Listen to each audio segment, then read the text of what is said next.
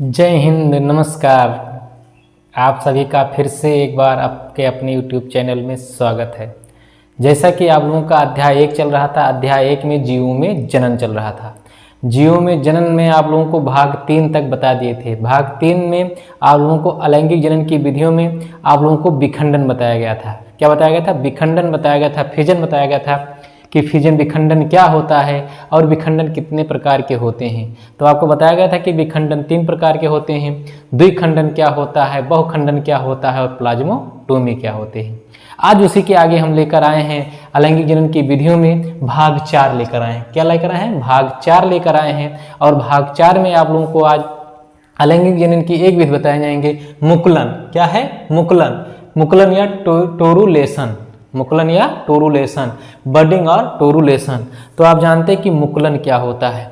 जैसे कुछ जीव ऐसे होते हैं जिनके शरीर पर क्या होती है? आउटग्रोथ होती है। आउटग्रोथ का मतलब बाह्य वृद्धि होती है, और वो बाह्य वृद्धि करते हुए कोशिका विभाजन करके, केंद्रक विभाजन करके समसूत्री द्वारा, जिससे वो मातृ जीव से अलग होकर नया जीव बना लेता है।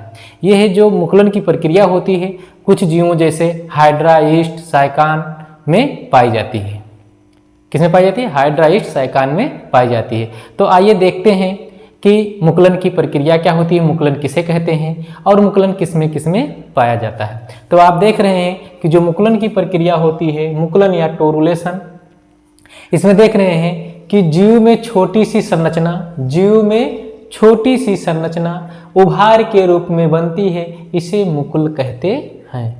जैसे कोई जिसमें मुकुलन की प्रक्रिया होती है, एक जीव से नए जीव का निर्माण होता है, तो उसमें क्या होती है? उसके शरीर में क्या होती है? आउटग्रोथ होती है। उसी को क्या कहते हैं? उभार बनती है। उसी को क्या कहते हैं? बर्ड्स कहते हैं। क्या कहते हैं? बर्ड्स कहते हैं। आप देख रहे हैं, तथा इस क्रिया को मुकुलन कहते हैं। इस क्रिया को क्या कहते हैं? मुकुलन कहते हैं। इसका जो एग्जाम्पल है, ईस्ट है, हाइड्रा है, साइकान है, स्वांजिला है, इसमें क्या होते हैं? मुकुलन की प्रक्रिया पाई जाती है। कुछ जीवों में क्या होती है? मुकुलन आंतरिक होता है, लेकिन कुछ जीवों में क्या होता है? बाह्य मुकुलन होता है। तो देखते हैं बाह्य मुकुलन क्या होता है। External budding. इस प्रकार के मुकुल में, जो बाह्य मुकुलन होता है, इस प्रकार के मुकुल में शरीर की बाहर की ओर उभार बनता है। शरीर के बाहर की ओर क्या बनता है?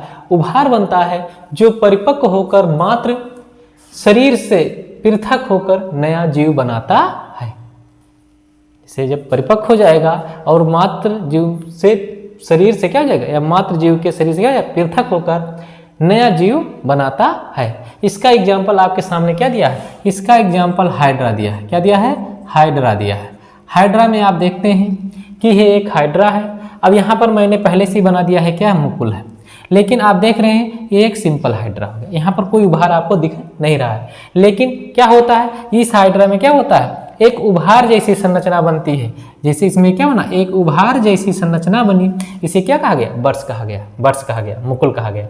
अब आप देखते हैं इसे मुकुल कहा गया। अब आप देखते हैं इस संरचना में थोड़ा और बदलाव आया, और बदलाव होने के साथ साथ ये हाइड्रा आप देख रहे हैं क्या? इसके संस्पर्शक हैं।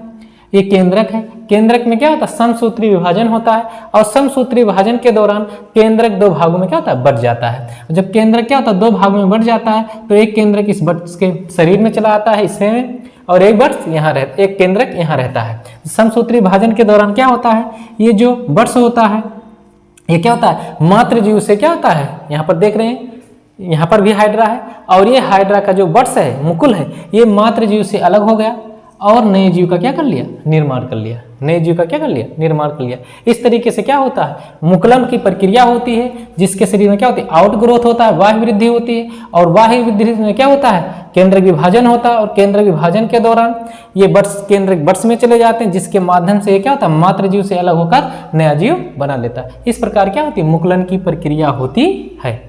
अब आपको मुकुलन समझ में आया होगा। अगला आपका है खंडन, फ्रेगमेंटेशन, कि खंडन क्या होता है। खंडन का मतलब आप लोग जानते हैं कि खंडन का मतलब होता है कि जो जीव होते हैं उनका जो शरीर होता है फिलामेंटस होता है, और उनका शरीर खंडों में टूटना। जब शरीर क्या होता है? खंडों में टूट जाता है, तो यह प्रक्रिया फ्रेगमेंटेशन या खंडन कहलाती है। यह प्रक्रिया अधिकतर, जो खंडन की प्रक्रिया होती है, अधिकतर शैवालों में देखने को मिलती है। किसमें देखने को मिलती है? शैवालों में देखने को मिलती है, कवकों में भी देखने को मिलती है। जैसे मान लीजिए एक शैवाल है स्पायरोगायरा।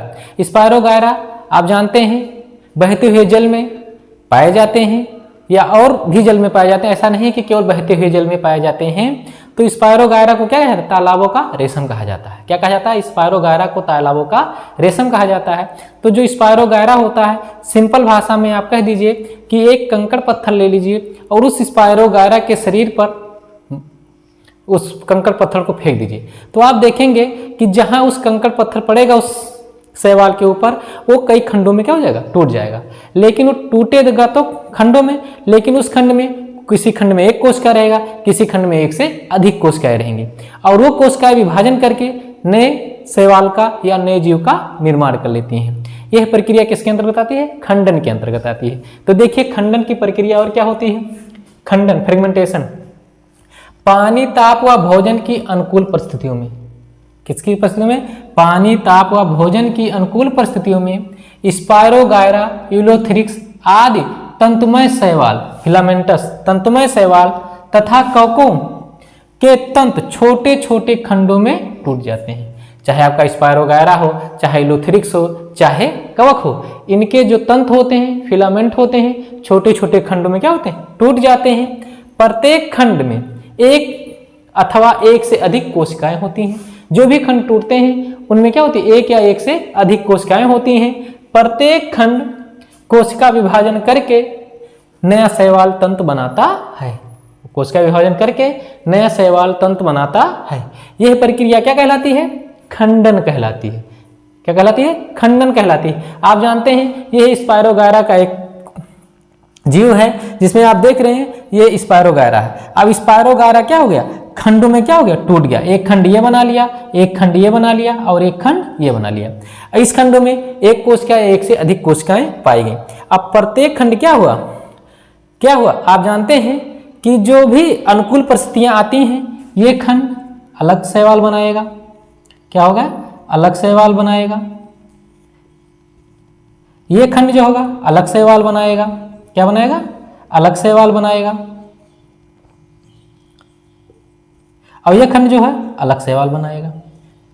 इस तरीके से क्या होती है? खंडन की प्रक्रिया होती है। और खंडन की प्रक्रिया में आप देख रहे हैं एक जीव से क्या हुआ?